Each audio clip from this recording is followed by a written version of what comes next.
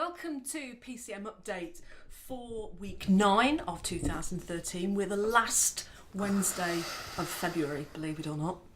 So shit. I know, but February's been an odd month for recording because we kind of recorded out of sequence. This one you're actually getting in the proper slot. So making content regularly when we're going away, because you're off to. Do you tell us? South by. Yay. Can't wait. You didn't go last year, did you? I didn't go last year. I'm not quite sure. Did you go the year before? Yeah, I went the year before. Oh yeah, because you were exhausted when you came back. Yeah, I was ill though, wasn't I? Remember? Was it that year? I don't know. Yeah, that was the Phil Campbell year as well, wasn't it? That was the annual Phil thing, yeah. Yeah, it's a bit full on, so we'll see what this year brings, I guess. So, I'm at PCM Creative. At Phil Campbell. And this is PCM Update. Yes, our weekly show about what's happened in the last week, or if you like us, future, past, maybe 2025, any week. Whenever you watch it. Yeah, whichever week you want, really. Dial a week. Monday is the first masterclass. Cool. Okay. So what's the first topic again? First one is technically speaking. So it's a bit of an overview of techie words, infrastructure. So that's what it's focused on. I've got 4 people booked on. At the moment. Okay. How many spaces have you got? 6. Okay. So 2 more. So 2 5 more, quid. Yeah. Get them in. Where is that? We're Lace Market House on Monday evenings from 6 till 7:30. Nice. And then we're going to go to the Lace House for a bit of a debrief in the bar. I love the way that you factored in alcohol to every one of these nights. It has to be done. It's just typical, I'm an old if school. If women don't get their night out, they force the issue. Sort of like, oh yeah, we just happened to go to the bar until after. But I worked. Social spaces are very important. No, they are very important, especially because we're losing so many, right? Yeah, and especially with online engagement, I think there has to be that point where you can go and meet offline. Yeah. Because that's where it becomes valuable. Yeah. Been playing around with Vine. We have. Shown a few people Vine. You've done some amazing stuff. I love the ones where you showed Jack Cragg's. Yeah. How it would sort of capturing bits of cake. Yeah. I really like the idea. I think a lot of people don't. I think a lot of people are sort of from the old school of 12 seconds and stuff, saying, "Oh, I don't like it looping. I don't like it doing this," but. For me, it's just that little nudge. It's sort of like when you're in a cab on the way back from an airport, and you haven't got loads of bandwidth or loads of data, and that very small clip, you build the rest of the story yourself. And you can build stories over time as well, because I've learned a lot about Vine from how you access it, and it really seems to fit with the pace of the way your mind works. Yeah. So I've done a few, but channels. What's the channels thing all about? So there's a company in London called PXI, made by PXI on Twitter, and I'm not sure how they've even got access to it or what they're using. Maybe using some smart way of looking up the Vine list of Vines that are coming down. But basically, they've given us a channel for RVSX, so anybody who uses hashtag RVSX in our group will get into this little auto player. So it'll play 6 seconds of mine, then 6 seconds of somebody else's, and it's just like a story.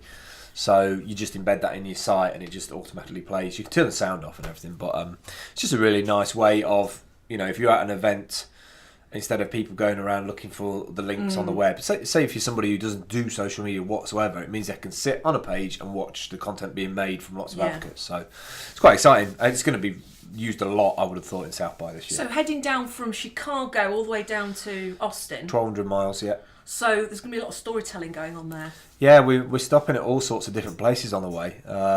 We were stopping at a brewery, but now that's turned into a chocolate place, which I'm easy on both those things. Really. Beer and chocolate, and wine. Oh, that's already sorted. Good media making. We're being sponsored by a wine company, actually. I just imagine you all tweeting around a campfire.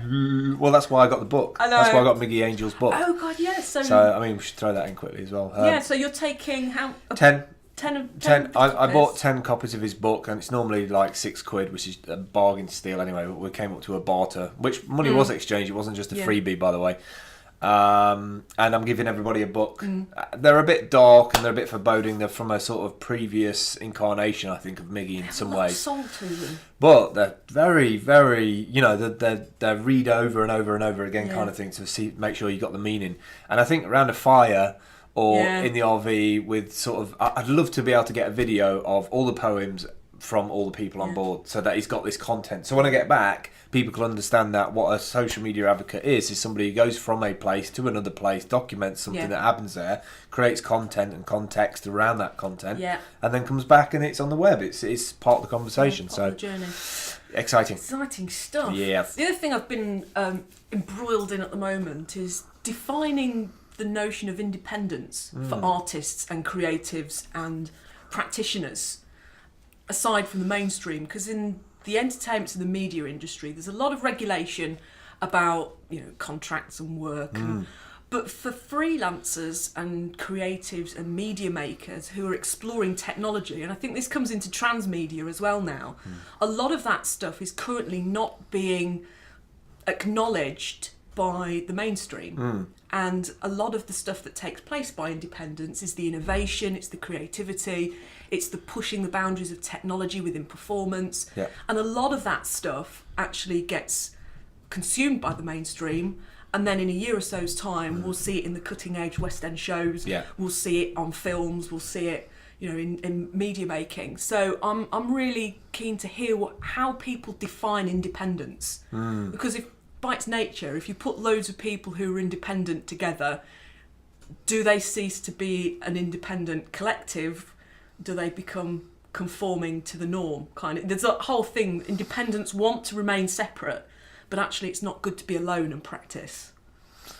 I think that'll be a very hard thing to define, because it's constantly changing. The more that technology changes, the more that we change our ability to interact with it.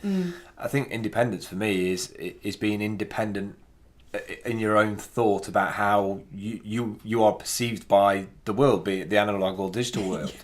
And not sort of setting any boundaries on myself what an independent should be. I think that's when things get really complicated. And I think independence as well can be not funded by the mainstream. So a lot of arts companies, venues, heritage venues who don't get mainstream funding tend to classify themselves as independent, because they either don't fit into some tick boxes. So I'm really looking into that one. Cool. Yeah. Turnstile. You threw Turnstile into the air. So Turnstile is a way of taking an action, say, for instance, in this case, in video, and once the person's finished watching your video, they get an action to do within the video player. So it's like a turnstile where you put a ticket in and you go through. Okay. So it's the same kind of concept. So I've been messing around with Wistia's new Turnstile, which enables you to not only put a message either at the beginning or the end of your video, to say, if you like this video, sign up to our newsletter, and it puts a thing across the video and says sign up. So first of all, you can either do it at the beginning, forcing people to sort of put their email in before they watch, so there's some value in that. You've created content, you're giving it away for free, what you want, your email, or you can do it at the end if people are interested in more. But what they've just done is the ability to put it in the middle. And what I really like about putting it in the middle, put it anywhere in a video, but like in the middle is where I put it. And what I've done is that I've kept my video to 60 seconds for the first video, and then if you want to know more about the studio, you type in your email. You can also skip it, because some people might not want to do it, but it's sort of halfway through the video. Yes, I want to know more, I've got a bit more time. You put your email in and it plays you the next bit, which is really nice. So much stuff. Love it. I love it. Well, as we're coming to the end, tell me a little bit about the hat. Oh yeah, so that was really loud, sorry. So one of the things about South by for me is when you're at a different, you're running around it quite a lot, because you go to different events and venues and having a few drinks there and saying hi to somebody, getting hugs over there, going somewhere else. And so really, to stand out of a venue, you don't want to be on Twitter saying I'm near the door, I'm there, you don't, otherwise you have a room full of people tweeting each other going, come and find me, I'm here in a club. So we've got a helmet, which is an ex-fireman's helmet, which 35 quid from Anchor Supplies in Nottingham. And Daniel Rosart, at Daniel Rosart on Twitter, is painting now, feverishly, probably doing his own editing.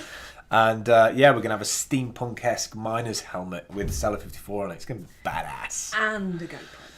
Yeah, so that's the whole point of it. I haven't really thought about the GoPro, really. I just want my badass helmet now. You just want your helmet now, don't you? Like, Yeah, so the whole point of the helmet was to put the GoPro 3 Hero 3 Black Edition on the end of the camera so my hands are free so I can drink more. And also put a remote control in my pocket, so as I'm talking to somebody, if I think they're really interested, I think, wow, I should capture this. I don't have to do that whole kind of, oh, hang on a minute, let me just... Staying in the conversation. Staying in the moment. Really good idea. Brilliant idea. Hands free, just start, okay, carry on. And, I'm capturing you now, carry on. That's awesome. That is awesome. So, Social Gandalf is on a countdown at the moment. Yeah, 4 days. A holding page should be done. I've also put up sociablewizard.com just in case the trademark thing kicks in and somebody says, you can't have this. So it's sociablewizard.com or socialgandalf.com. They go to the same thing at the moment. So, yeah, disruptive. You've got to be disrupted to get noticed these days. So it's about becoming awesome. Yeah, whole series of advocate blog videos. Blog posts will be posting out on socialgandalf.com. Cool. While I'm there. So. We've got a few shout outs. Go for it. At Hartley's Coffee. Awesome coffee. What can you say? In Hockley. Yeah. At Made by PXI. Which we mentioned in the show. The guys who give us the Vine channel. Just wanted to give a shout out to at CHC Land, which is Nick Max, who makes all of this possible to some extent. Yeah. And things are happening in the foyer here. The screen's going in, and I'm, trying to get my hands on putting some bits and pieces on there. So that's going to be good. It's good stuff. And then I had to give a shout out to the best Twitter name I've seen in a long time, which is at Pageworthy. Paige worthy, isn't it? Page, as in page. Who is a copywriter who's going to be on the bus. Copywriter who's going to be on the bus. Very high frequency, high energy lady. It's going to be amazing. I am looking forward to following her tweets and all of your tweets. Yeah, and I'm going to have the stalking command centre here in the UK. Stalking command centre. Right, we'll catch up with you soon. Yeah, cheers. See you later. Bye.